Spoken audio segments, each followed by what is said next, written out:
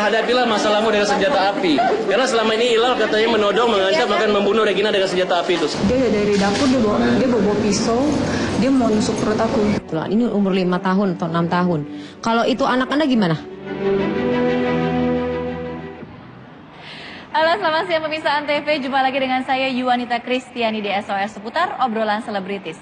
1 jam ke depan kami akan hadirkan sesuatu yang berbeda dan istimewa hari ini karena kami akan membahas dan juga memaparkan sejumlah kasus yang beberapa waktu belakangan ini sedang ramai diperbincangkan di masyarakat dan juga menjadi sorotan media luar biasa.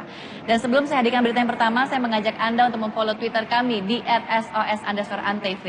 Jangan lupa juga pemirsa untuk mendapatkan tabloid Bintang Indonesia edisi yang terbaru. Beragam topik dan juga berita yang sedang diangkat.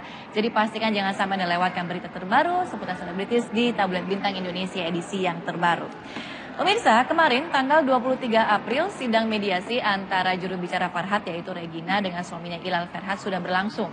Pasca persidangan, Farhad mengatakan bahwa ada indikasi Ilal ingin rujuk kembali dengan Regina. Dan bukan cuma itu saja, ia juga mengatakan bahwa sebenarnya faktor utama Regina ingin bercerai dengan Ilal memang semata-mata karena faktor ekonomi. Dan berikut kami hadirkan liputannya untuk Anda. Perpisahan Ilal dan Regina sudah di depan mata. Persidangan perdana yang beragenda mediasi pun telah digelar sudah.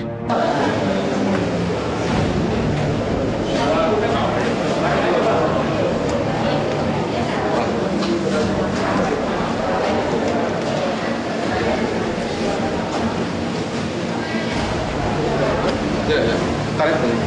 Nomor antrian D6 dengan nomor perkara 3. Keluar dari ruang sidang, Regina dengan diwakili Farhad memberikan konferensi pers pada media. Terkuak pula, di dalam ruang mediasi, Ilal ternyata meminta rujuk kepada Regina. Namun entah mengapa, saat Farhad menyudutkan Ilal dengan segala cerca, calon mantan suami Regina itu justru datang ke tengah-tengah Farhad dan menyalaminya dengan senyuman. Ini adalah sidang mediasi Regina dengan Ilal. Ini terjadi mediasi, saya jelaskan fakta yang sebenarnya terjadi di dalam persidangan. Ternyata Ilal malu. Ilal hanya ingin mengungkapkan masih mau melanjutkan perkawinan, memohon maaf, mohon ampun.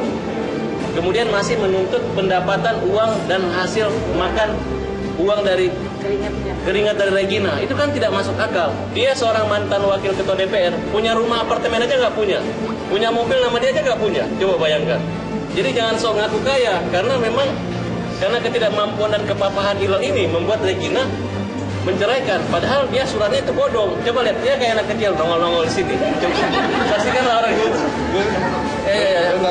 Ini dia kayak begini. Padahal tidak mau cerai, takut katanya. Takut sampai kasih makan, sampai kasih minum nanti. Bapak jauh-jauh ya sini. Oke, kita begini. Kayak anak kecil. Sekarang Ilal berhadapilah masalahmu dengan senjata api. Karena selama ini Ilal katanya menodong, mengancam akan membunuh Regina dengan senjata api itu.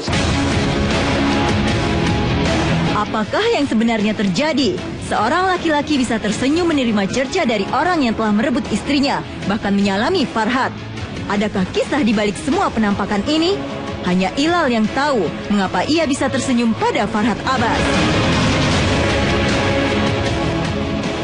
Pemirsa, lewat sidang cerai kemarin yang berlangsung nih antara Regina dengan Ilal Ferhat ini muncul sejumlah fakta-fakta baru. Beberapa di antaranya adalah selain keinginan Ilal untuk rujuk kembali dengan Regina, kemudian ada kabar juga mengatakan bahwa nantinya hak asuh anak ini akan jatuh kepada Ilal dan dari situ ia akan berencana melakukan tes DNA. Dan bukan cuma itu saja, Farhad Abbas pun juga mengatakan bahwa ia memang berencana untuk melaporkan Ilal terkait dengan senjata api yang dimiliki olehnya. Dan selengkapnya akan kami hadirkan setelah yang satu ini.